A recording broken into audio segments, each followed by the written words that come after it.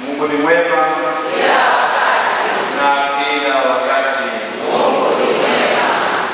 Zangu tunamshukuru Mwenyezi Mungu kwa kutulinda na kwa kuleta katika siku ya leo Alhamisi. Tunamshukuru Mwenyezi Mungu kwa zawadi haya na yote ambayo tunapatia tangu tuanze kutembea pamoja naye katika sala zetu, katika maombi zetu. Na basi leo pekee katika hii misa takatifu ningependa kumwomba Mwenyezi Mungu kupitia Mtakatifu Yosefu, mtakatifu ambaye tafakari tunaona kwamba maisha yake yako nyingi sana katika Injili takatifu, lakini anaongea sana. Kupitia kwake Mwenyezi Mungu anapokea maombi yetu, na tungependa kupitia Mtakatifu Yosefu. Kwa nini? Mtakatifu Yosefu katika maisha yake anatupatia mfano sana, anatufundisha mengi sana, na kama mtumishi ya Mwenyezi Mungu, kama mfanyakazi, anatukumbusha ya kwamba kazi ni zawadi kutoka Mwenyezi Mungu, na tukifanya kazi tunaendelea na kazi ya Mwenyezi Mungu pia.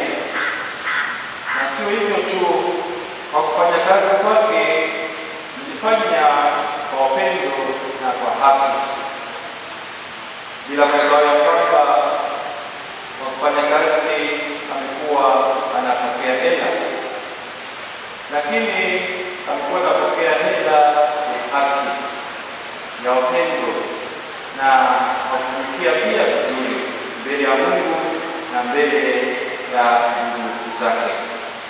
Amekuwa mnyenyekevu pia kama mfanyabiashara, kama mfanyakazi ya Mwenyezi Mungu. Na kwa hivyo tukiona hizi zote, tumependa pia sisi kama Wakristo tuishi hivyo, kwa sababu tunatufundisha kwa njia ambayo Mwenyezi Mungu amependa sisi tuishi nazo katika imani yetu. Na kama simamizi wetu wa Kristo, mahitaji yetu kwa kiroho na kwa kimwili, tunamuomba apitishe sala zetu kwa Mwenyezi Mungu na pia kwa mwanaye Yesu Kristo kama baba msimamizi. Ndugu zangu, kila wakati tunahitaji Mwenyezi Mungu, na Mtakatifu Yosefu katika maisha yake ameishi katika imani kutegemea Mwenyezi Mungu. Katika maisha yetu kama watumishi wa Mwenyezi Mungu, kama wafanyakazi, kama wafanyabiashara, kuishi kwa kuona Mwenyezi Mungu. Mwenyezi Mungu hawezi kuwa kimya, atakuwa anatembea nasi kwa yote ambayo tunahitaji. Kama Mtakatifu Yosefu, tunakuja mbele ya Mwenyezi Mungu kwa unyenyekevu, kwa upole na kwa kupatia maombi zetu, ili kwa upendo wake, kwa roho wake apokee maombi zetu. katika kanisa takatifu kupitia mwanaye ambaye ametutolea kama sadaka kwetu kwa kumwaga damu yake kwa ajili yetu sisi. Ndugu zangu, tukiri dhambi zetu ili tupate kusuluhisha kuadhimisha mafumbo na matakatifu.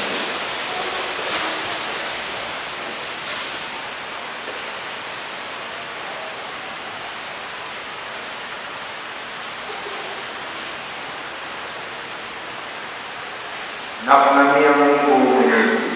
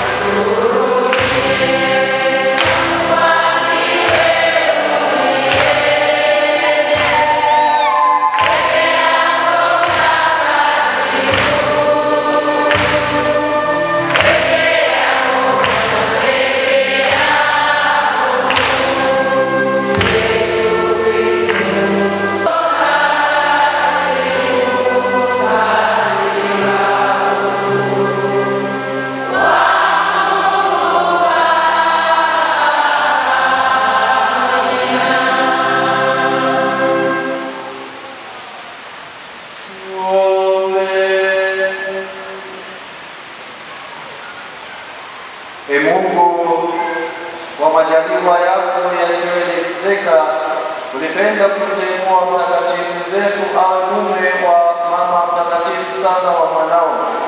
Tunakuomba ili naye mheshimu kama mlinzi wetu hapa duniani au mpenzi wetu huko mbinguni. Kwa njia ya Bwana wetu Yesu Kristo mwanao, anaishi na kutawala nawe katika umoja wa Roho Mtakatifu, Mungu milele na milele. Amina. Somo la kitabu cha Mwanzo. Mungu alisema, na tufanye mtu kwa mfano wetu, kwa sura yetu, wakatawale samaki baharini na ndege wa angani na wanyama na nchi yote pia na kila chenye kitambaacho juu ya nchi. Mungu akaumba mtu kwa mfano wake, kwa mfano wa Mungu alimuumba, mwanamume na mwanamke aliwaumba. Mungu akabarikia. Mungu akawaambia, zaeni mkaongezeke, mkaijaze nchi na kuitisha, mkatawale samaki wa baharini na ndege wa angani na kila kiumbe chenye uhai kiendacho juu ya nchi. Mungu akasema, tazama, nimewapa kila mche utoao mbegu ulio juu ya uso wa nchi yote pia, na kila mti ambao matunda yake yana mbegu, vitakuwa ndivyo chakula chenu, na chakula cha kila mnyama wa nchi, na cha kila ndege wa angani, na cha kila kitu kitambaacho juu ya nchi chenye uhai. Majani yote ya miche ndiyo chakula chenu. Ikawa hivyo. Mungu akaona kila kitu alichokifanya, na tazama, ni chema sana. Ikawa jioni, ikawa asubuhi, siku ya sita. Basi mbingu na nchi zikamalizika na jeshi lake lote, na siku ya saba Mungu alimaliza kazi yake yote aliyoifanya. Akastarehe siku ya saba, akaacha kufanya kazi yake yote aliyoifanya. Mungu akaibariki siku ya saba, akaitakasa kwa sababu katika siku hiyo Mungu alistarehe, akaacha kufanya kazi yake yote aliyeiumba akuifanya. Neno la Bwana.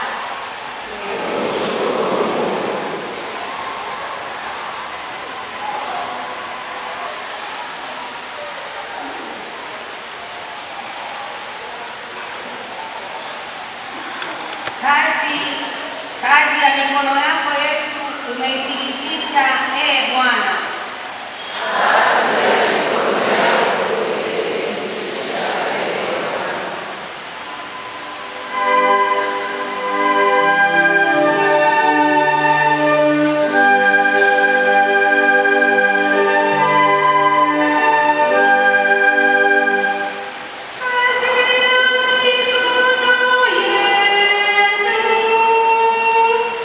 Oh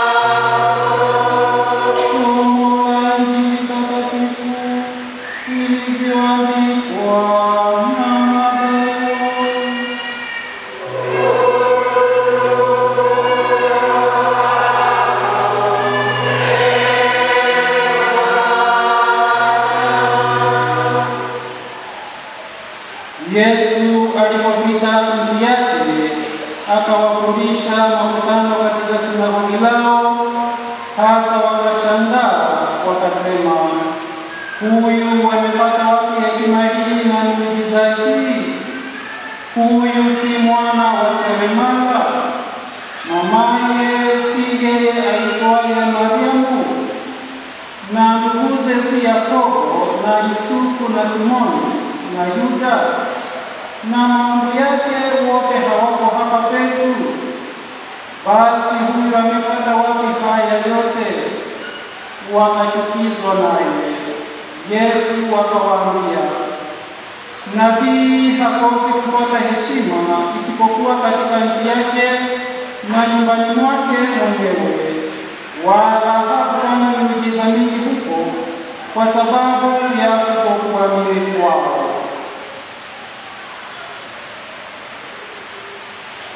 Neno la Bwana.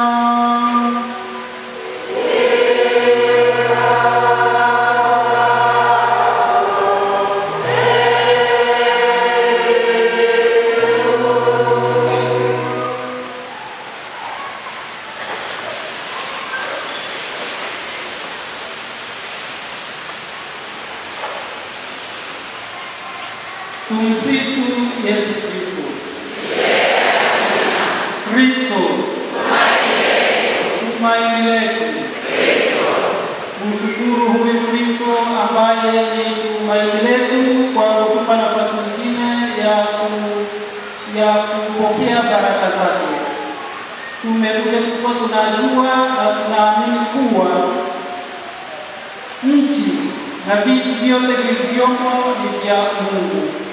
Yeye ndiye anayemiliki, na tunamwomba kwa sababu yeye ndiye mmiliki wake, atubariki na avibariki na asibariki kazi za mikono yetu. Hivyo ndivyo tumesema, kazi za mikono yetu uithibitishe, Bwana. Kazi ya mikono yetu uithibitishe, Bwana.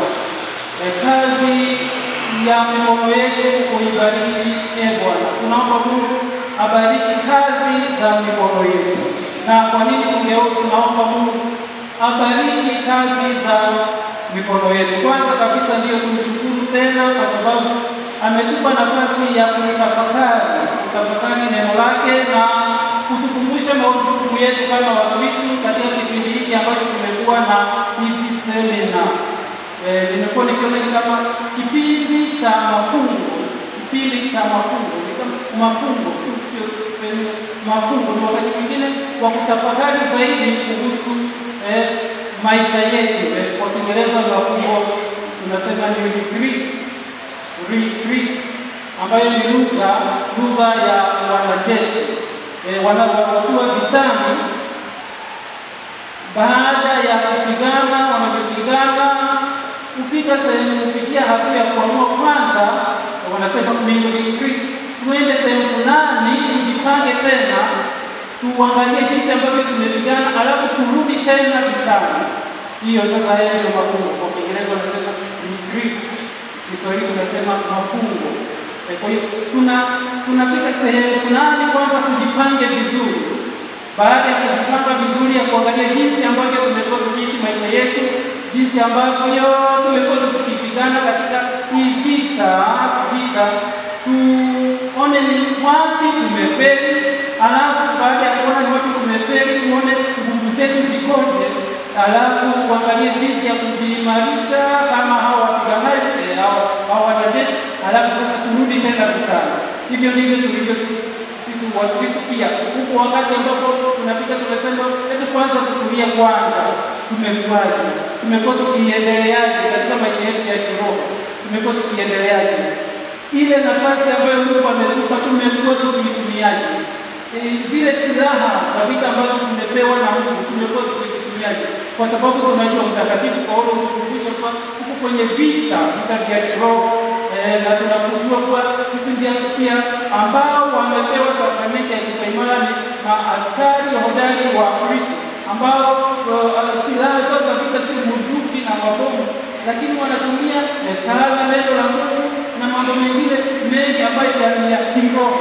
Kwa hiyo sisi nasi kama Wakristo hata muda ambapo tuna retreat, tunajikusanya sehemu, tunaangalia maisha yetu yakoje, tumekuwa tukiendeleaje katika maisha yetu, katika shughuli zetu zote tumekuwa tukizitendaje, halafu tumuombe Mungu atuimarishe, atupe nguvu, ili tunaporudi sasa kwenye hii vita ya kiroho atuwe na nguvu kabisa, na tukiwa tuna uhakika kwa kweli tutashinda, kwa sababu sisi sio washindwa, sisi ni washindi, kwa sababu yule ambaye ni Mungu wetu, yule ambaye ni mfalme wetu ni mshindi ambaye hashindi. Kwa hiyo tunaona hiki kipindi ambacho tumekuwa nacho katika hizi semina, hivyo ndivyo ambavyo tumekuwa tukifanya. Kwa hiyo tunamshukuru Mungu kwa hiyo nafasi ambayo ametupa, na naamini kwa kila mtu amepata kile ambacho amepata, na hata toka hapa jinsi alivyokuwa kutoka mwanzo. Sasa iwapo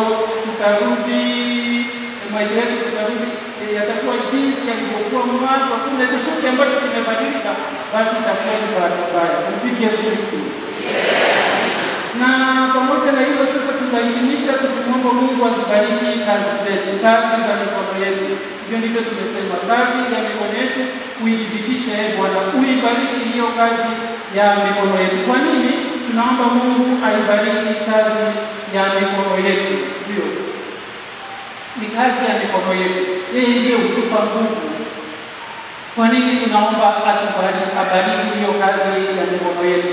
Nikitafakari hivi na kutafakari zaidi, nasema pengine sala ambayo tunasali wakati tunakula inaweza kutusaidia kujua kwa nini tunaomba Mungu abariki kazi ya mikono yetu.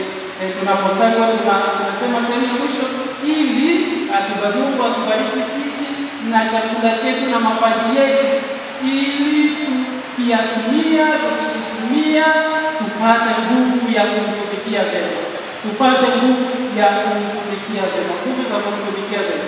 Unajua ndio chakula tukiangalia kwa njia ambayo ndio pana kabisa kinatusaidia kukua, ndio kuwa na afya njema, kuwa na afya njema, kuwa na nguvu za kuendelea kufanya kazi zingine zote. Kwa hiyo katika hiyo sala naona sababu ya kuomba Mungu atubariki kazi zetu, ili tuweze kumtumikia vyema. Mtu akila chakula, iwapo atakula chakula kuwa na nia ya kupata nguvu, ili aanze kupigana na wengine, Mungu hebu fikiria hiyo sala. Mungu bariki chakula hiki na unibariki mimi, nibariki na ubariki chakula, ili nipate nguvu za kuwapiga, za kuwachapa, za kupigana na maadui zangu. Kwa Mungu ndiye hiyo sala. Muombe Mungu ili akupe nguvu ya kuwaudhi watu wengine. Hapana, ni Mungu atupe nguvu za kumtumikia vyema. Kwa hiyo hata kazi zingine zote tunazofanya, matokeo yake yanastahili kuwa ni ili Mungu atuwezeshe tupate nafasi, tupate uwezo wa kumtumikia vyema, si wa kumuudhi au wa kumuudhi wenzetu. Si tupate kufanikiwa maishani mwetu ili tuhakikishe kwa wengine hawajafanikiwa. Hapana, tuhakikishe kuwa tunamtumikia vyema yeye Mungu. Yale yote ambayo tunayofanya yanastahili kuwa na kusudio ambalo ni la kiroho, ni la kimungu ndani yake. Yaani yale ambayo ni ya Mungu, hiyo ni msukumo, yanakuwa ni msukumo unaotupelekea sisi kufanya hicho tunachotaka kufanya, hicho tunachoomba Mungu atusaidie kufanya. Yaani kuwe na sababu za kiroho, sababu za kimungu.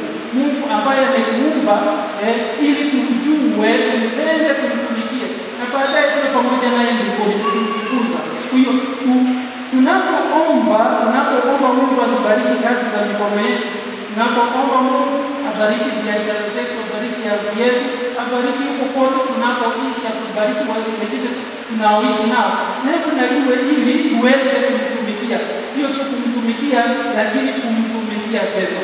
Lengo letu ni kumtumikia vyema kwa sifa na utukufu wa jina lake.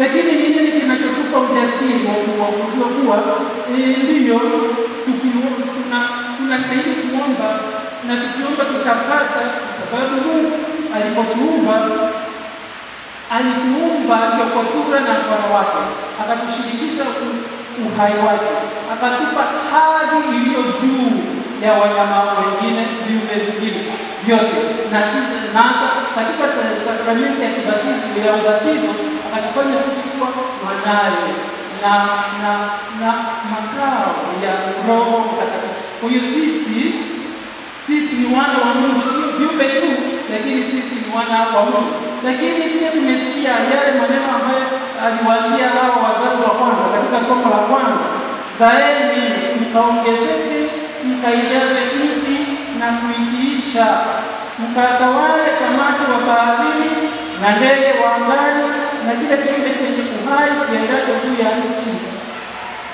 Kwa hiyo Mungu amempa mwanadamu uwezo wa kuzaa matunda. Katika kile kazi yote anayofanya amempa Mungu, ametupa ametupa uwezo wa kupata matunda mema. Kwa hiyo tuna huo uhakika Mungu ametupa huo uwezo wa kupata matunda mema katika kile chochote tunachokifanya.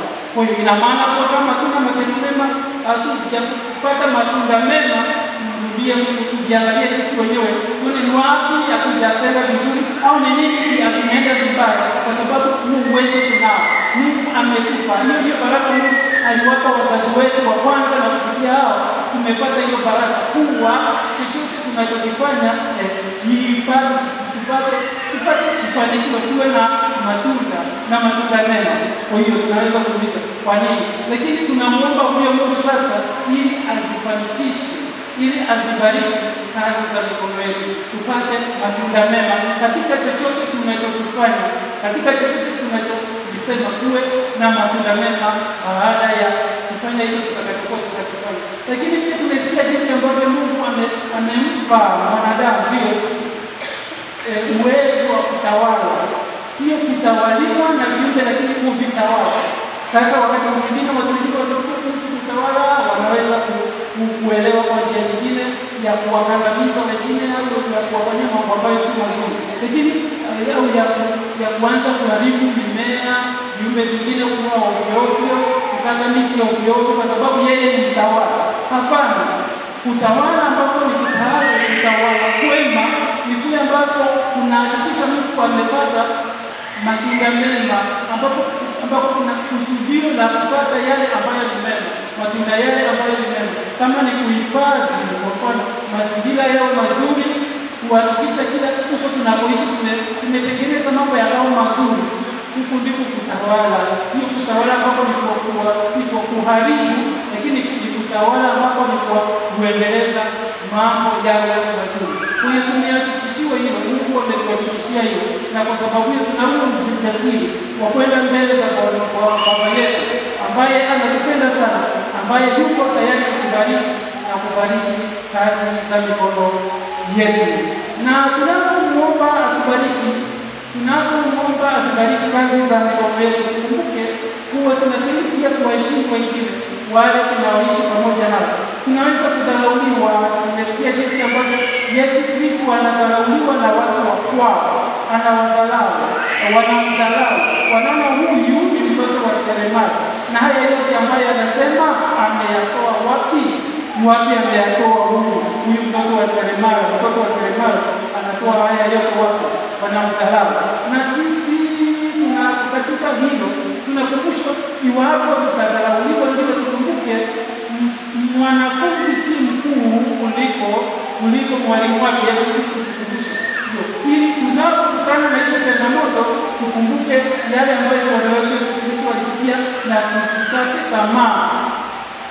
Lakini pia tunakumbusha kuwa msiwadharau wengine. Hawa watu walikuwa wanamdharau Kristo, walikuwa wanaona tu mtoto wa seremala, lakini huyo mtoto ambaye ni mtoto wa seremala ni Mungu mwenyewe anayewapa utajiri, anayewapa watu utajiri wanaohitaji, chochote wanachohitaji. Kwa hiyo tukiwadharau wengine, tunaweza kuwadharau watu ambao ni wakubwa bila sisi kujua.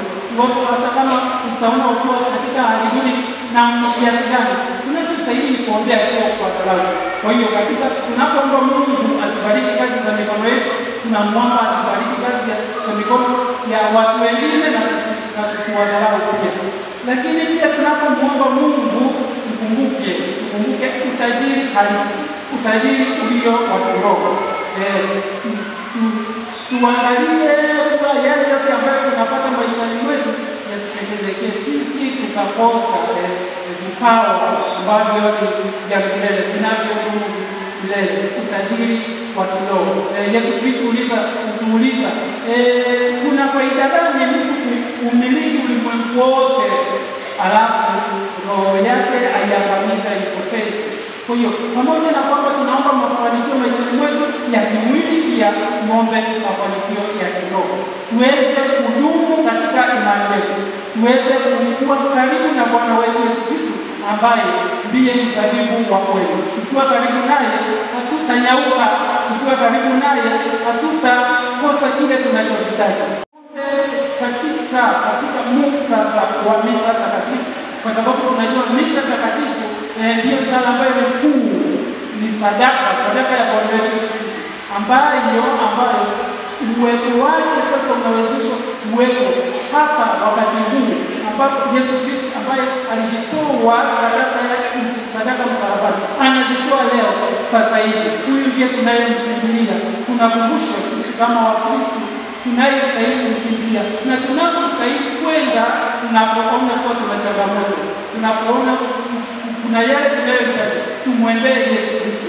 Yesu Kristo kwa Ekaristi, hasa katika sala kuu ambayo sala ya ibada takatifu ya misa. Sio kwingine. Wakati mwingine tunaweza kudanganyika, kwa sababu wakati mwingine tunataka kuona mambo ambayo yanatokea ghafla, kwa sababu watu wengi mara nyingi kuchanganya tofauti ya muujiza na kiini macho.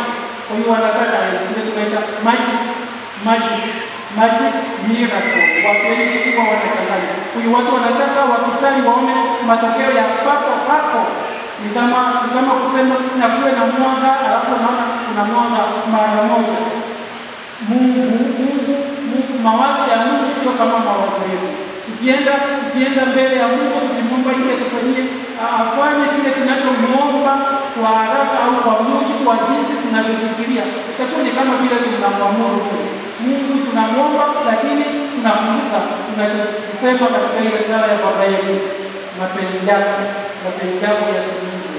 Yesu Kristo mwenyewe alisema hivyo alipokuwa akisali kabla ya hiyo sadaka aliyoitoa. Na sisi tunakumbushwa pamoja na kusali kwetu, tukumbuke muombe Mungu ili tukumbuke kutilia maanani mapenzi ya Mungu. Kwa hiyo katika ibada hii takatifu ya misa tumuombe Mungu huyu mwenyezi, na pia kwa maombezi ya Mtakatifu Yosefu mfanyikazi ambaye alikuwa mtu wa haki.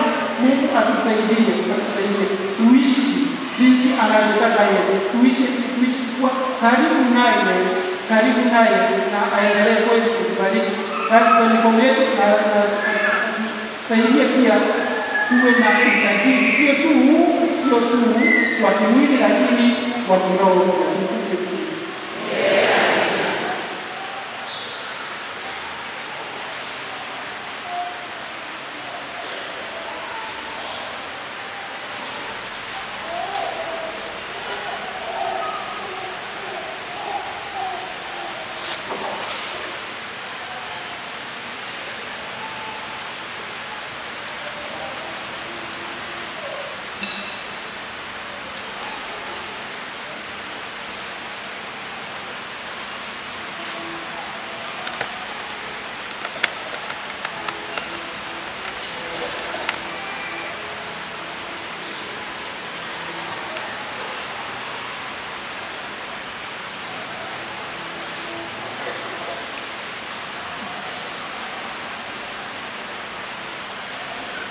Tukiwa katika hali ya ibada ya misa takatifu, ambapo ni tambiko takatifu ambapo Kristo anamwaga damu yake kwa ajili yetu. Kumbuka kwamba damu aliyoimwaga siku ile ya Ijumaa Kuu ndiyo anayoimwaga kila adhimisho la ibada ya misa takatifu linapoadhimishwa. Tunapoenda kumwomba juu ya ardhi yetu ambayo imechafuliwa na dhambi zetu wenyewe, dhambi za ndugu zetu, ardhi ambayo imekunywa damu zisizo na hatia, ardhi ambayo juu yake kuna sadaka zimetolewa kwa ajili ya kutunga maisha yetu ama malengo yetu. Kumbe tunaposali mbele yake, tumuombe basi aweze kupokea maombi yetu haya. Nitaomba tutasimama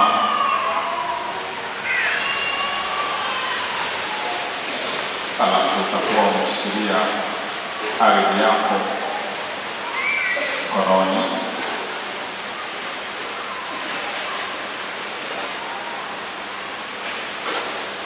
Na shikilia mkono wako, hiyo ardhi yako na hiyo sadaka yako, vyote uvishikilie pamoja.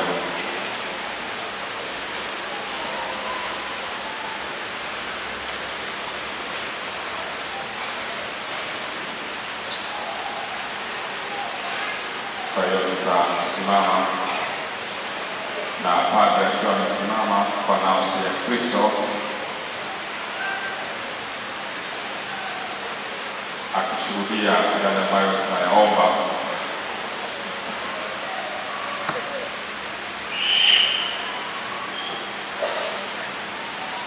Tuwe tayari kuyapokea. Tunaomba pia hata wale ambao hawamiliki ardhi ya aina yoyote, kwa sababu wameshika ardhi ya Tanzania, basi wawe na kipande cha kumiliki ardhi katika nchi hii na watoto wao.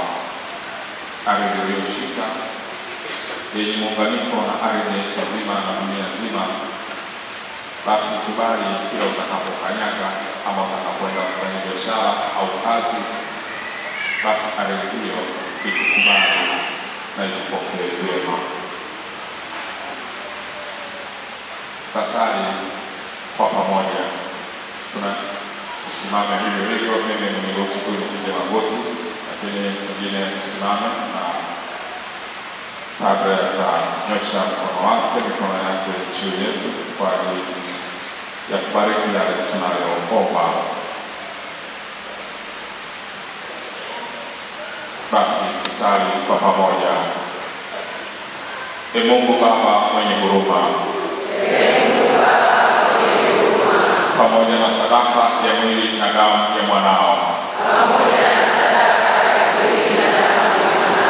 iliyomwagika pale msalabani Kalvari, inayorudiwa na kutolewa upya katika altare hii takatifu iliyoko mbele yangu muda huu kwa njia ya ibada ya misa takatifu. Ninaomba huruma yako kwa ajili yangu mwenyewe, nafsi yangu, roho yangu, mwili wangu na maisha yangu yote. Ninaomba toba na msamaha kwa ajili ya ardhi yote inayohusika na maisha yangu, laana zake na vifungo vyake. Ninaomba msamaha kwa namna yoyote ambayo nimetenda dhambi kwenye ardhi hii na ardhi yoyote ile inayohusika na maisha yangu. Ee Yesu, kupitia misa hii takatifu, ninaomba msamaha wa dhambi zangu mwenyewe, dhambi za wazazi wangu na wahenga wangu, dhambi za ndugu zangu wa kike na wa kiume katika familia, dhambi za watu wa ukoo wangu, kabila langu, jamii nilipotungia mimba na kuzaliwa na kukulia kasumba na mila na desturi zilizotengeneza mifumo ya dhambi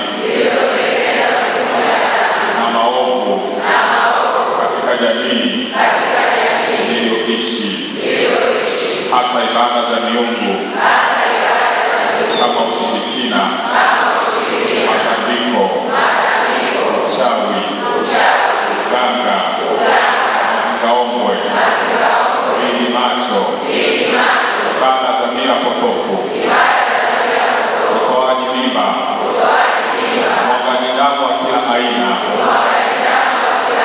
dhuluma ya ardhi, dhuluma ya mali, wizi, uzinzi, uasherati na kila aina ya maovu. Mungu Baba mwenye huruma, ninauleta kwa namna ya pekee udongo huu niliouchukua kutoka katika eneo ninaloishi, eneo ninalofanyia biashara, eneo la ofisi yangu, eneo la uwanja wangu, eneo ambapo nina mgogoro wa ardhi. Ninauleta udongo huu kama kiwakilishi cha ardhi yote inayohusika na maisha yangu. Kupitia ardhi hii na muunganiko wa ardhi ya dunia nzima, ninaomba nguvu ya maombi haya, nguvu ya misa hii takatifu, nguvu ya damu hii takatifu itakayomwagika hapa altareni, imwagike kwenye ardhi hii niliyoshikilia, na mimi ambaye bado sijamiliki ardhi katika nchi hii ya Tanzania, ninaomba kupitia ardhi hii niliyoshikilia ipatikane sehemu ya umiliki wangu. Ninaomba toba na msamaha kwa ajili ya makosa, dhambi na uovu wote niliyoutenda katika ardhi hii, kama uharibifu wa mazingira, ibada mbalimbali za miungu na matambiko. Ninaomba unihurumie na kunipa nafasi nyingine tena.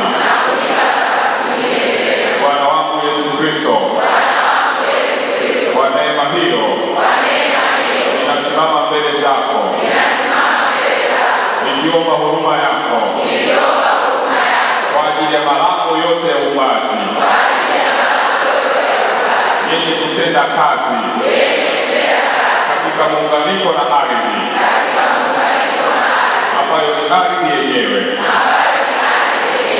mbingu, anga, hewa, upepo, jua, mwezi, nyota, maji, bahari, maziwa, mito, mabwawa, visima, milima, miamba, mawe, miti, uoto wa asili, chemchemi za maji na mifumo yake yote, pamoja na nyakati. Ninaomba huruma yako, nikiomba toba na msamaha kwa ajili ya milima, mabonde, miti mirefu, barabara, njia panda, misitu, mapori, mashamba, maeneo ya wazi, maeneo ya mikusanyiko ya watu, taasisi za umma kama vile masoko, viwanja vya michezo, stendi, maeneo ya biashara, fukwe, mashule, hospitali, maeneo ya kuabudia viwanda, nyumba na makazi ya watu, mipaka ya makaburi na maeneo ya kuzikia watu. Ninaomba kila dhambi niliyoitenda katika ardhi hii, ninaomba huruma yako, ninaomba msamaha wako, ninaomba baraka yako. Mungu, kwa ajili yangu mwenyewe, kwa ajili ya familia yangu, kwa ajili ya jamii yangu, ninaomba huruma yako. Kwa ajili ya watu wote ambao wamekuwa malango katika eneo hili na maeneo yote ya ardhi iliyohusika na maisha yangu, ninaomba msamaha kwa ajili ya waanzilishi wa eneo, kuanzia kizazi cha kwanza kilichoishi katika eneo hili pamoja na vizazi vingine vyote mpaka kizazi kilichopo sasa. Viongozi wa serikali, waliotawala, waliotawaliwa tangu eneo hili limeanzishwa, ninaomba msamaha ya viongozi wote wa kanisa,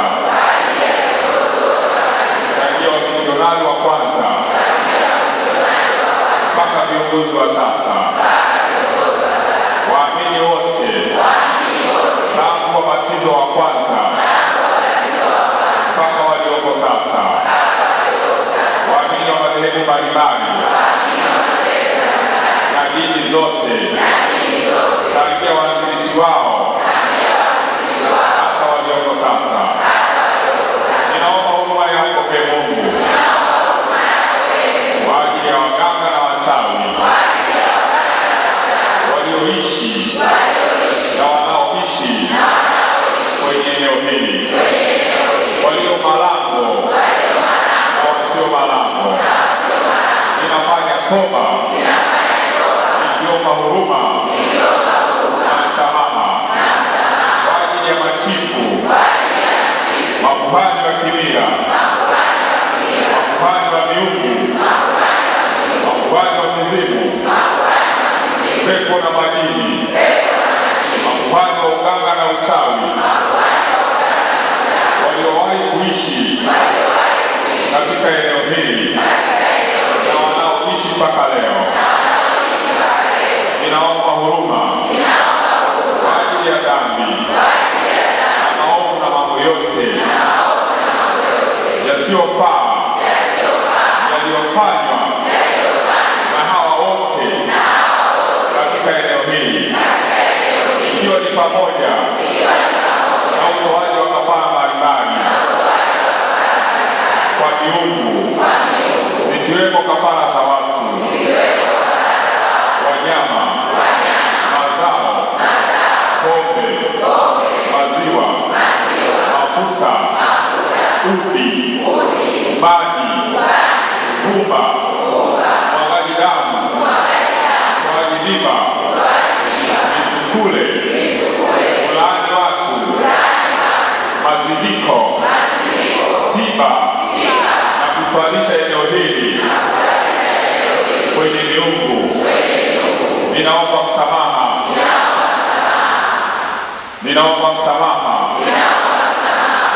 Mungu, kwa ajili ya watu hawa na watu wa ukoo wangu, kabila langu na asili niliyozaliwa, ninatubu kwa ajili ya maovu niliyoyataja na mengine mengi ambayo sijayataja.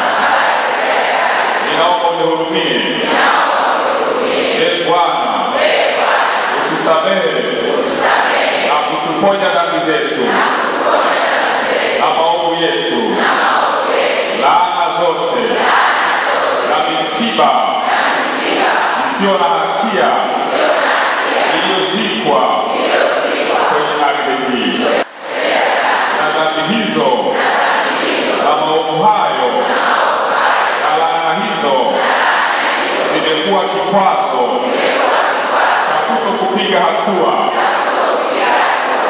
ya kimaendeleo na ya kiroho kwa damu ya Yesu Kristo, kwa damu ya Yesu Kristo mwanao. Ninayaleta haya maombi yangu mbele yako ee Bwana. Damu hii ya Kristo inayomwagika hapa altareni itiririke juu ya udongo huu, juu ya ardhi hii inayoishi, inayofanyia biashara, inayofanyia kazi. Ardhi hii iliyo na migogoro, ninaomba damu yako itiririke, imwagike juu ya hii ardhi, juu ya hii ardhi, juu ya hii ardhi, juu ya hii ardhi, juu ya hii ardhi. Ninatubu kwa ajili ya dhambi zote zilizofanyika kwenye juu ya hii ardhi. Ninatubu kwa ajili ya chale,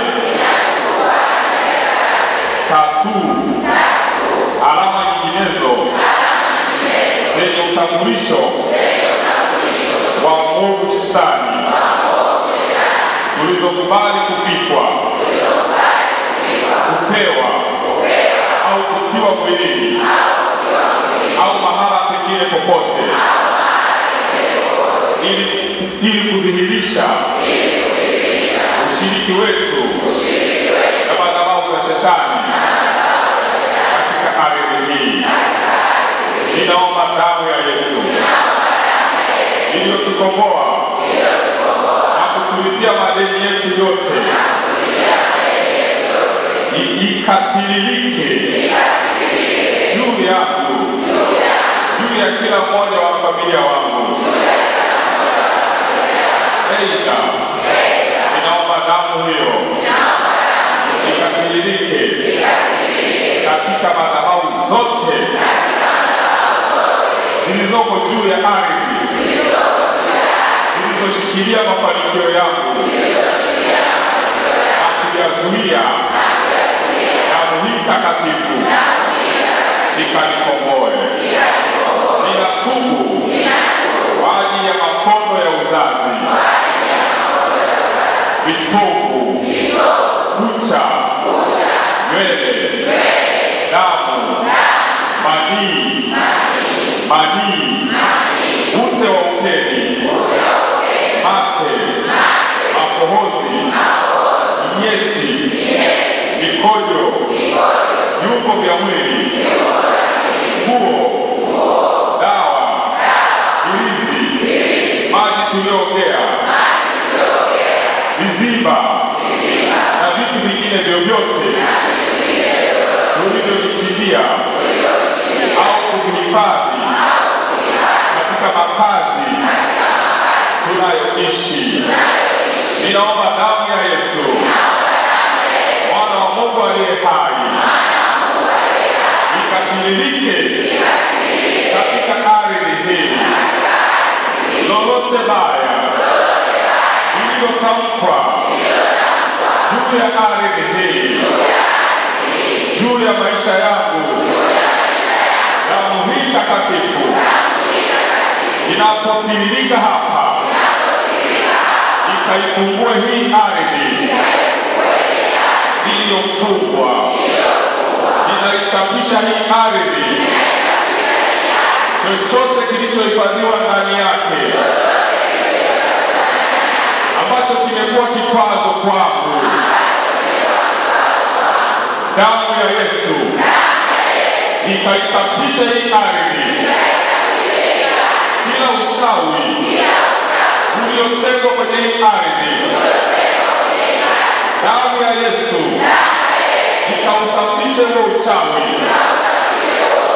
Kila mazindiko, kila maneno magumu yaliyotamkwa kwenye hii ardhi, ninaomba damu hii takatifu takatifu inayomwagika hapa altareni wakati huu, saa hii, ninaomba damu hii ikatilike kwenye hii ardhi ambayo juu yake umenena upinzani, ambayo juu yake imenelewa mabaya, ambayo juu yake kuna upinzani juu yangu. Damu ya Yesu itiririke na imwagike kwenye hii ardhi, ifungue vifungo vyote,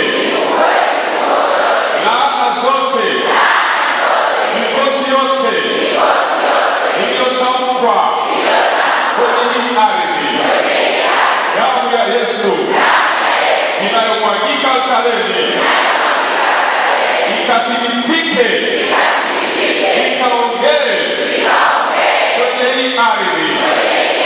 Ninaisemesha ardhi, ewe ardhi, ninakusemesha, sikia, kuanzia leo chochote kibaya kilichowekwa ndani yako kwa ajili ya kunidhuru, kwa ajili ya kunitesa, kwa ajili ya kunifunga uzazi, kwa ajili ya kunifilisi biashara,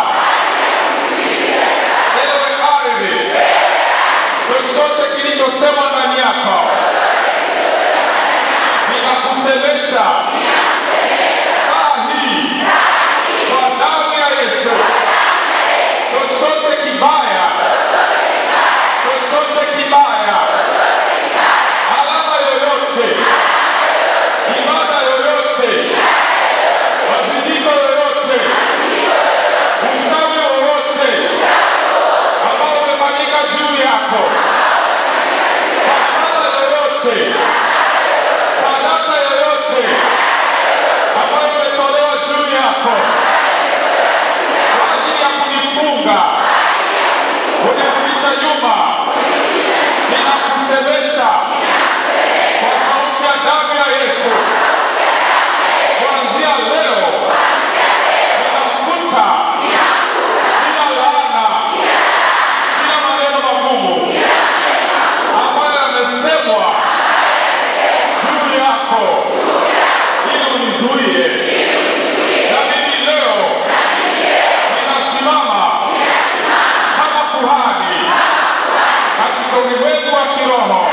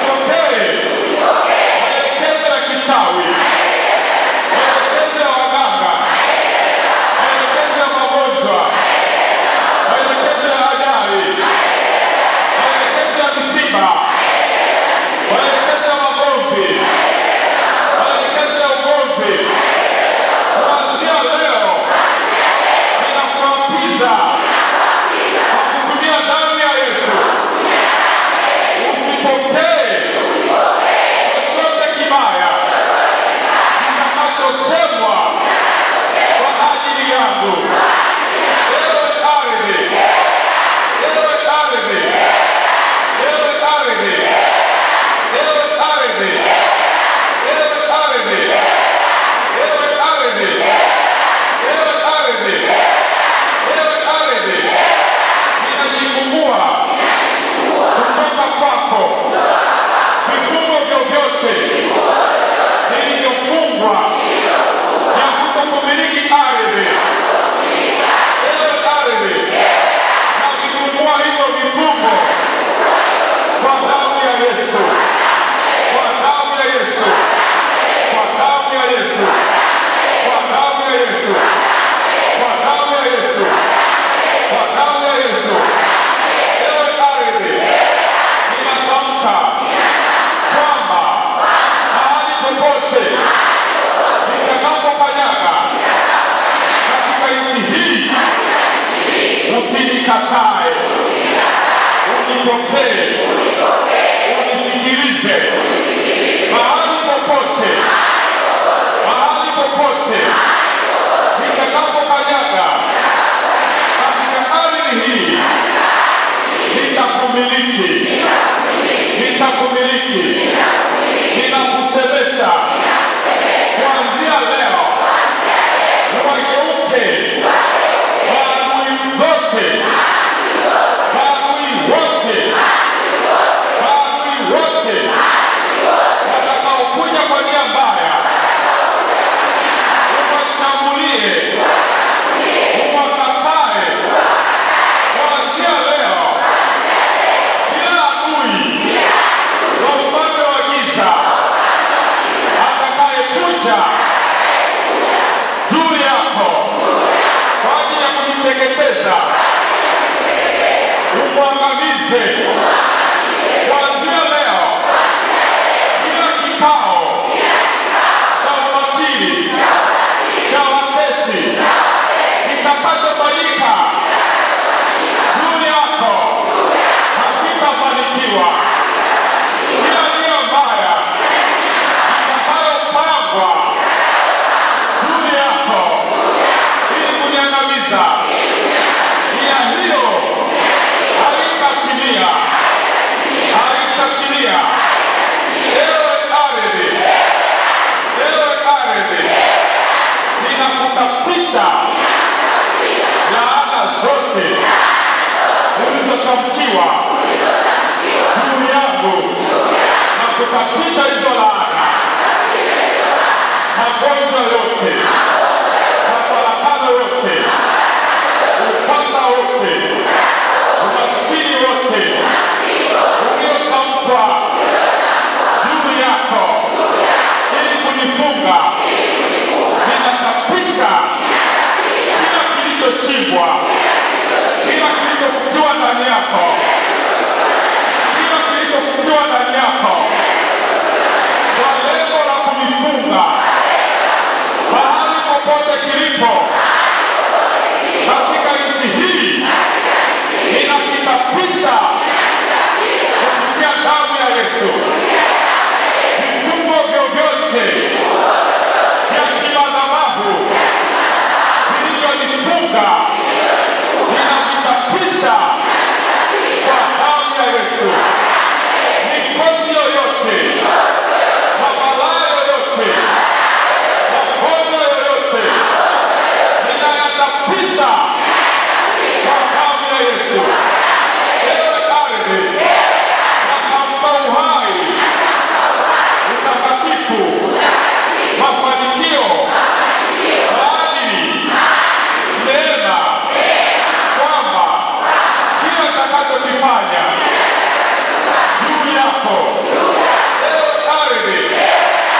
utakipokea na utakisapoti kwa damu ya Yesu. Kwa damu ya Yesu ninaambatanisha na sadaka hii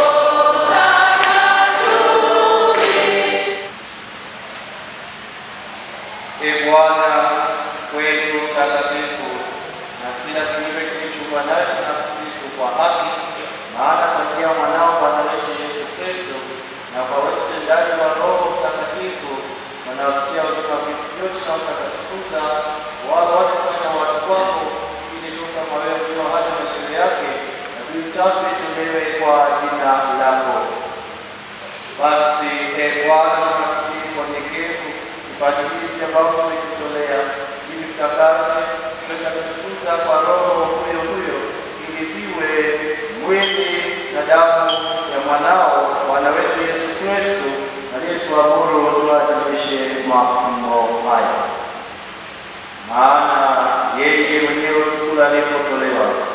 alitoa mkate na kushukuru, alibariki, akaumega na akawapa wafuasi wake akisema, twaeni mle nyote, huu ndio mwili wangu utakaotolewa kwa ajili yenu.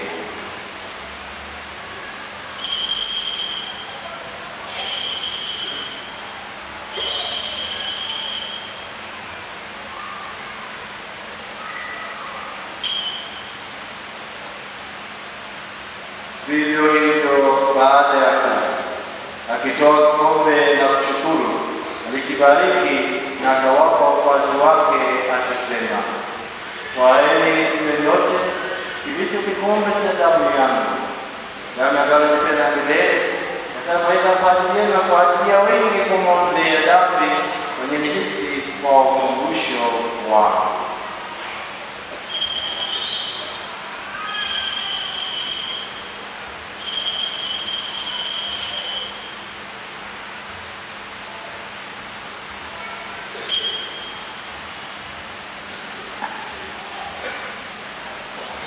Fungu la imani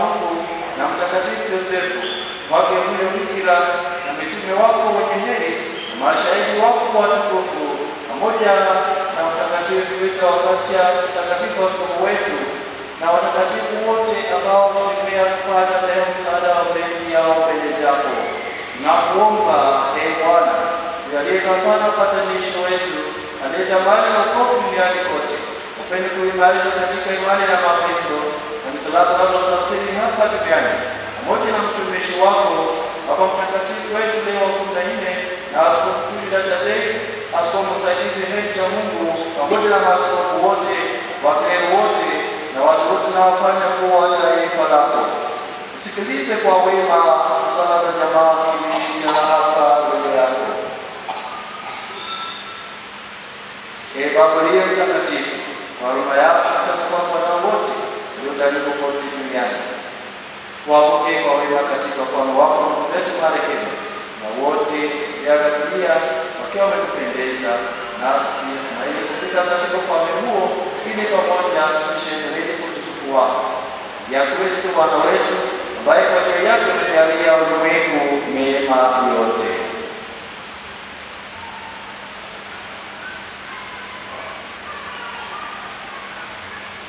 Kwa njia yake na pamoja naye na ndani yake, wewe Mungu Baba Mwenyezi, katika umoja wa Roho Mtakatifu, tunapata heshima yote na utukufu milele na milele.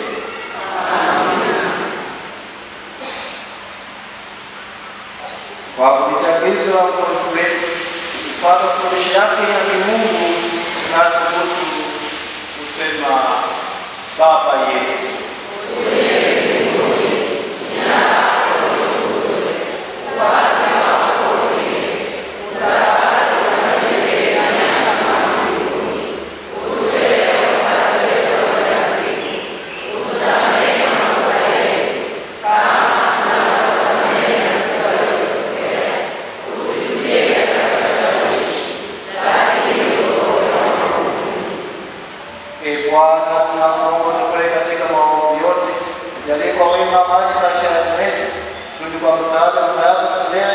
wanadamu, wala tupandishwe na jambo lolote, tunapotazamia tumaini lenye heri na juu ya Mwokozi wetu Yesu Kristo.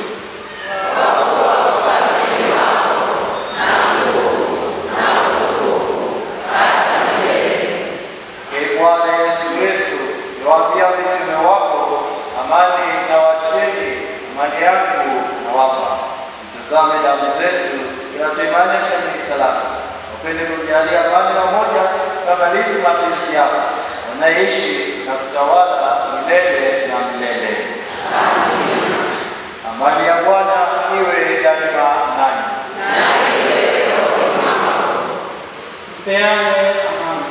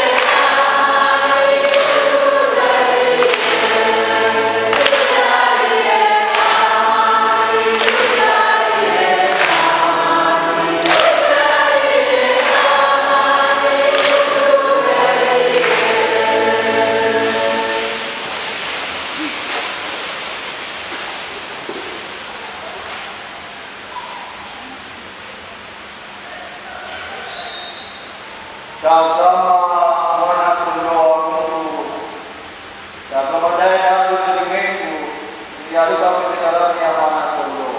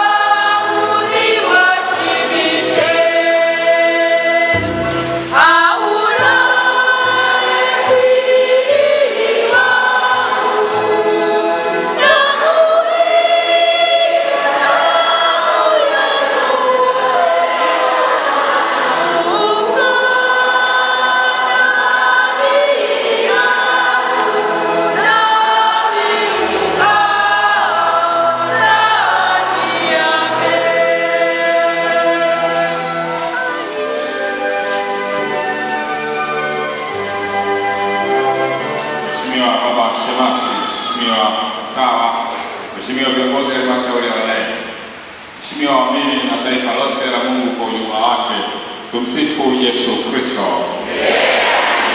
Haleluya! Haleluya! Wangapi wamebarikiwa?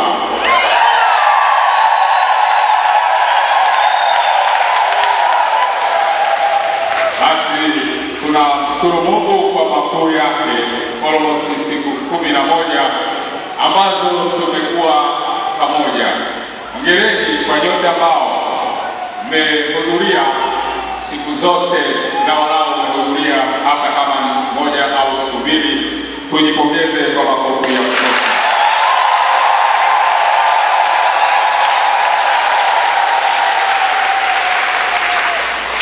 Na chukua fursa hii kumshukuru Baba Shemasi ambaye amekuwa nasi wakati wa kumwabudu Yesu wa Ekaristi toka siku tulipoanza mpaka siku ya jana. Baba Shemasi, tunakushukuru sana.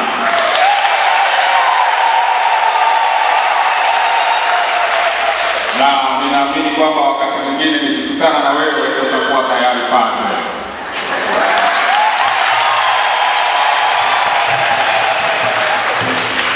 Ninamshukuru Baba Padre Paroko ambaye amenipokea vizuri. Tumepiga story. Anapenda mieleka, amenifundisha kuipenda na mimi mieleka.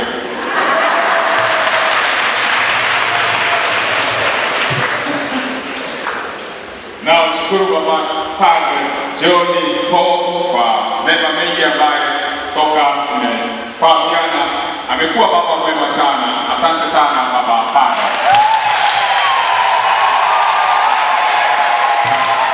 Siku ya kwanza alikuta nakunywa waini fulani, akasema hiyo ina hewa kwa hiyo. Kwa hiyo akaniletea nzuri sana.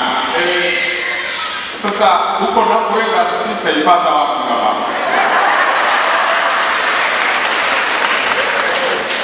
Kwa kweli ninakushukuru sana kwa mema mengi na ucheshi wako ambao umenionyesha. Asante sana Baba Padre. Washukuru waamini wote kwa upendo wenu ambao umenionyesha toka siku ya kwanza mpaka siku ya leo. Na mshukuru sana Baba Mwenyekiti kwa moyo wake wa upendo, utulivu na uongozi ulio mzuri. Ninafikia kampeni kwamba uchaguzi mwingine basi ukija, ninamwombea pia awe aendelee kuwa mwenyekiti.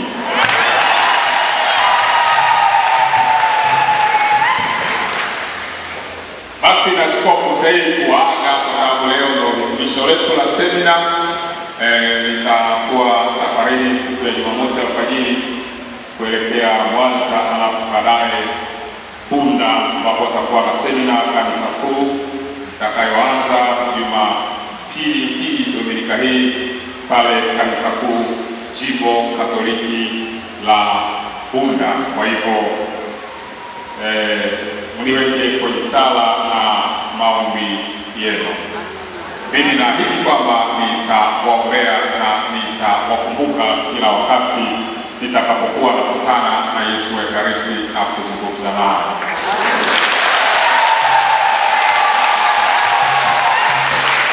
Nimuombe kila mmoja awe rafiki wa Yesu wa Ekaristi.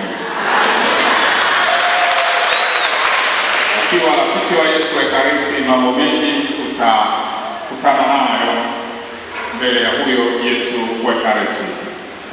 Awali ya yote, huu ni mwaka ambao taifa letu linaingia kwenye uchaguzi.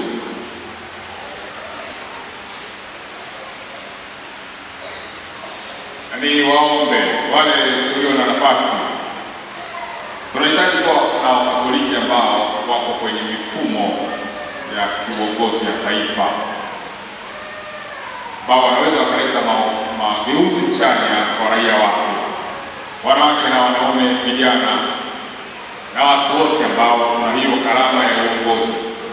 Naomba msiogope kuingia kwenye siasa. Siasa sio dhambi. Labda wewe mwenyewe unaifanya kuwa dhambi. Lakini siasa kama siasa sio nini jamani? Lakini pia tunawahitaji Wakatoliki ambao watalinda kanisa wakiwa kwenye mifumo. Tuko sawa sawa eh? Watakaoitetea kanisa kwenye mifumo ya uongozi. Sipokuwa na watu kule juu, mambo yatakuwa mambo. Kwa hiyo tujitokeze kwa wale ambao mna nia na ndugu ambao wana hiyo nia, tuwatie moyo waweze kujiunga na vyama vya siasa ili waweze kutakatifuza ulimwengu. Ukisoma hati ya pili ya Mtakatifu wa Vatikano inawaalika Wakristo kwamba hawa wawe mashuhuda kwenye nyanja mbalimbali. Kwa hiyo Mkristo anapokuwa kwenye mifumo ya uongozi anampeleka Kristo kwenye ile mifumo. Na ngoja niwaambie, Mungu hawezi akatawala bila kutumia mwanadamu. Kwa hiyo anatumia mwanadamu. Ndio maana hata alipotaka kumkomboa mwanadamu ilibidi avae umbo la kibinadamu. Yesu akazaliwa kama mwanadamu. Mungu alipotaka kutawala taifa la Misri au alipotaka kutawala mifumo ya taifa la Misri, alimuinua Yusufu akamuingiza kwenye mifumo ya taifa la Misri. Kwa hiyo katikati ya Farao ambaye anaabudu miungu mingine, Mungu anamuinua Yusufu na kumuingiza kuwa kwenye mfumo wa nchi ya Misri. Kwa hiyo alikuwa anataka atawale ili mifumo ya Misri, akamuingiza mtu wake. Kwa hiyo hivyo Mungu anataka tuingie kwenye mifumo, atutumie kuleta mageuzi ambayo ni mazuri. Tuko sawa sawa? Mwisho kabisa ni kwa wale ambao mungependa, kila mwisho wa mwaka huwa tunakuwa na semina Dodoma. Kwa nini Dodoma? Dodoma ni makao makuu ya nchi, ndipo moyo wa nchi ulipo. Kwa hiyo mtu yeyote anayetaka kushika mifumo ya nchi, iwe ni kwenye eneo la siasa, iwe ni kwenye eneo la biashara, iwe ni kwenye eneo la uongozi, iwe ni kwenye eneo la kazi, iwe ni kwenye eneo la kumiliki makampuni, anahitajika kushika mifumo ya taifa ambayo kimsingi iko Dodoma. Kiti cha nchi kiroho kiko Dodoma, maamuzi yako Dodoma, kila kitu kiko wapi jamani?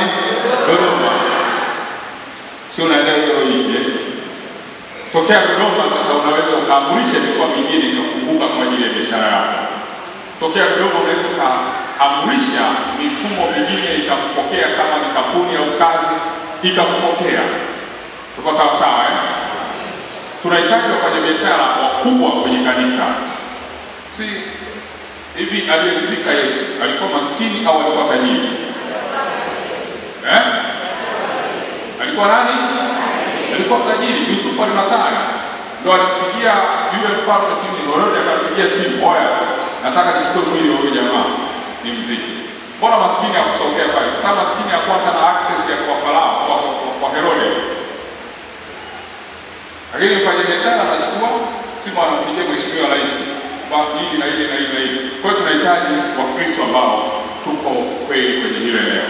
Kwa hiyo kuanzia tarehe 5 Disemba walau tutakuwa na siku kama 4 mkoa wa Dodoma mwezi wa 12 kwa ajili ya kuomba mifumo ya nchi na kuomba kwa ajili ya mwaka wa 2026 unaokuja.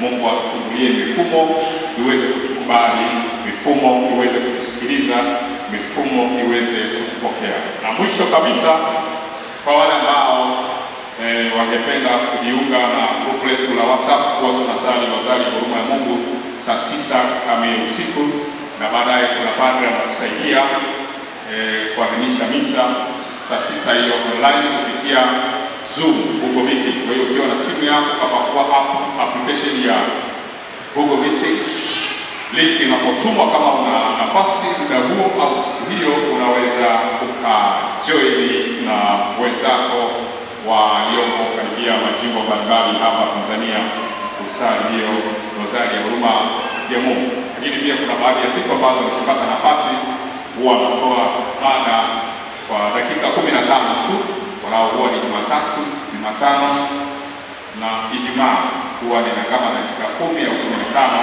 Ninapopata kitu basi nawashirikisha kupitia Google Meeting. Kwa hiyo nitataja namba sio za kwangu, ni za msaidizi wangu, atakutumia au kumtumia linki.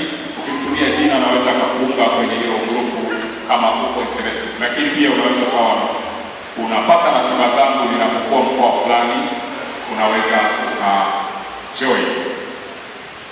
Kwa hiyo nitataja namba za huyo mtu, tutamtumia message kupitia WhatsApp, simpigie message tu, alafu atakuunga la Dar es Salaam. Umwambie jimbo kuu la Dar es Salaam, kwa sababu majimbo yako mengi na kila jimbo lina group lake. Kwa hiyo tunasema jimbo kuu la Dar es Salaam. Kwa hiyo kwa wale ambao mnatumia WhatsApp, mtataja namba ni 07 13 200 398 07 13 200 398. Kwa hiyo huyo unaweza kumpata, lakini ukitaka kunipata moja kwa moja mimi, unaweza ukaingia YouTube channel. Natumia jina la Boke Mkatoliki YouTube channel, unaweza ukasubscribe ukapata hiyo. Na Facebook natumia William Boke, na Instagram natumia William Boke. Unaweza kawa napata ratiba. Nina namba ambayo haitumiki, lakini inatumika kwa upande wa WhatsApp tu. Kwa hiyo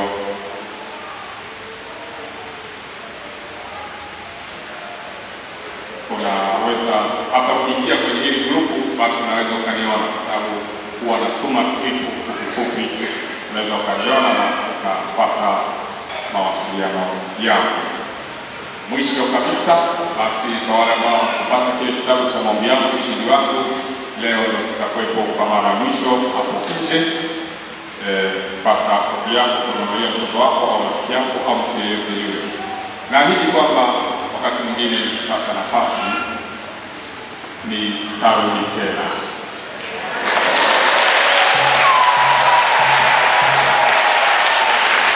Kule Wakatoliki tunaweza kuhudhuria katikati ya semina, katikati ya wiki. Wanasema huwa hamuni kweli.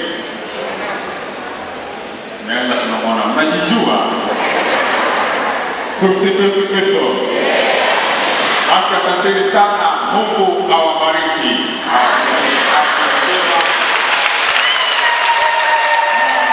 Ninawatakia maisha mema na uwe unahakika kwamba hicho ulichoomba kwenye ardhi Mungu amejibu.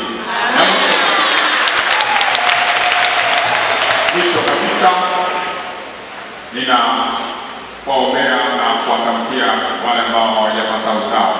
Mwakani majira kama haya watakuwa wanapata mtoto.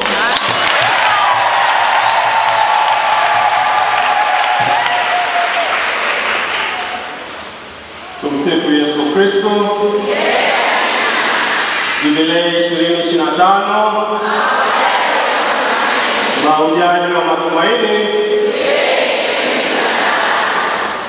Kwanza kabisa, kwa niaba ya kamati tendaji na parokia yetu, tunapenda sana kumshukuru Mwenyezi Mungu ambaye ametuwezesha kwa siku zote hizi 11 kuweza kushiriki katika semina hii kubwa ya kiimani. Pili, tunamshukuru baba paroko ambaye ametuwezesha sisi sote kuweza kupata bahati hii ya kiroho na kuendelea kutuimarisha zaidi kiimani. Tunamshukuru Padre John Paul ambaye pia tumekuwa pamoja naye na ametuweza kutuendeshea misa kwa mara mbili, siku ile ya Jumamosi na leo wakati tunahitimisha. Baba, tunaendelea kushukuru sana na kuombea Mungu aendelee kukirimia. Pia tunamshukuru Shemasi ambaye kwa namna ya pekee ametuongoza kipindi chote ambacho tumekuwa tukishiriki katika kuabudu Yesu wa Ekaristi. Tunaendelea kuombea katika safari yako, Mwenyezi Mungu aweze kukirimia na kubariki basi na kupokea katika altare yake. Pia tunashukuru ninyi nyote, wale walio wa Tabata na hata wale ambao si wa Tabata. Mwenyezi Mungu, naamini sana na wengine walikuwepo wameshinda siku nyingine, ila nyinyi ambao mmekuja pia mmekuwa mkiombea na wenzenu. Basi mbegu hii ambayo tumeipanda kwa siku 11 ikaendelee kumea katika maisha yetu yote. Yale ya kale tukayaache, turudi Turudi kwa Yesu wa Ekaristi daima.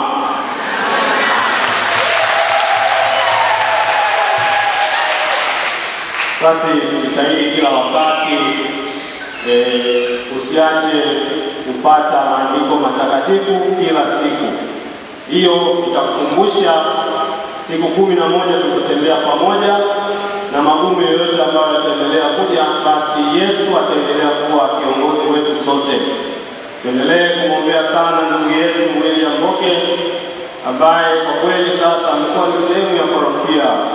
Ni mara ya 3 anakuja kutuimarisha sana kiroho, na mara zote mmekuwa mashahidi, ukiona mara ya kwanza alipokuja, mara ya pili, na neema kubwa hii ambayo umeweza kutupatia kipindi hichi. Tunaendelea kuombea Mwenyezi Mungu akuendelee kukirimia, ili kote huko na kuendelea kutoa utume wako, basi Mwenyezi Mungu akaendelee kukupa kibali, naye awe upande wako, ili kwa sifa na utukufu wake yote ambayo anafundisha basi tuweze kuyapokea vema. Asanteni sana na natakia jioni njema.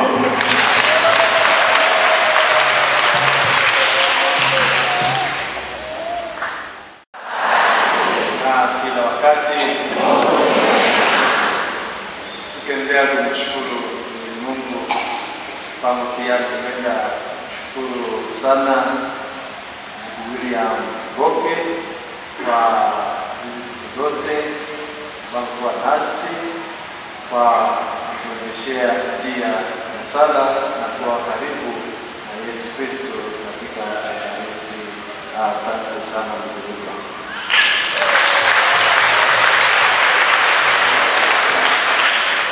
Naamini kwamba mahali tumetupata tutabaki hapo, tutaenda mbele, si ndio? Ni kuishi na kuamini kwamba Mwenyezi Mungu ametubariki kwa njia nyingi. Kwa hivyo kuishi katika kushirikiana ili tuende pamoja katika njia ya Mwenyezi Mungu.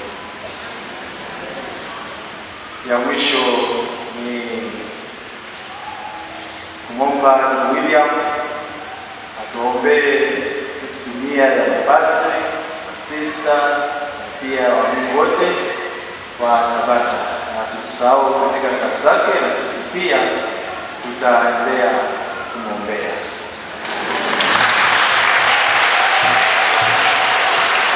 Basi Mwenyezi Mungu azidi kutubariki na kutulinda katika safari yetu ya imani. Basi naomba tusimame na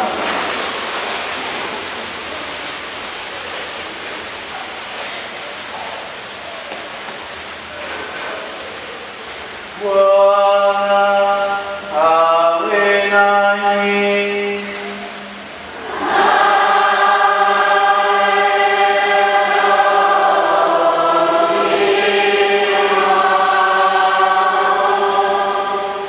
Naweni mpate baraka.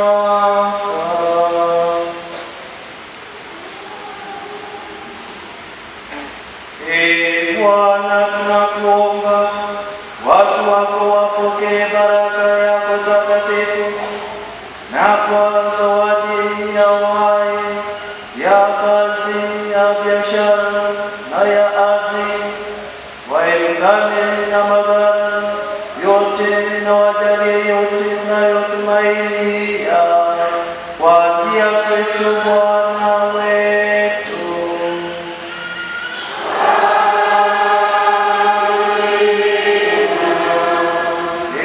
Bwana, tunakuomba wajalie waamini wa Kristo wapate kuelewa ukweli uungamo na kupenda liturujia ya mbinguni ambayo wanashiriki kwa njia ya Kristo Bwana wetu.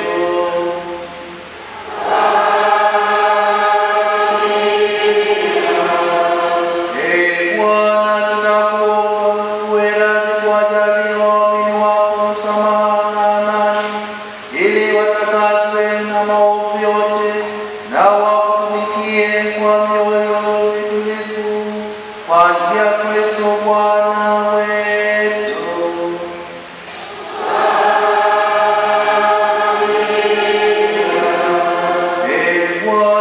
tunakuomba neema yako ya mbinguni iongeze idadi ya watu walio chini yako na iwafanye daima waaminifu kwa amri zako kwa njia ya Kristo Bwana wetu.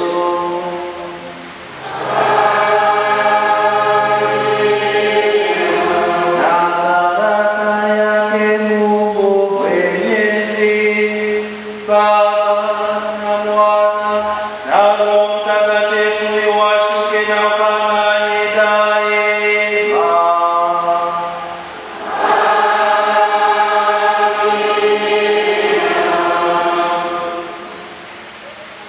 Nendeni na amani.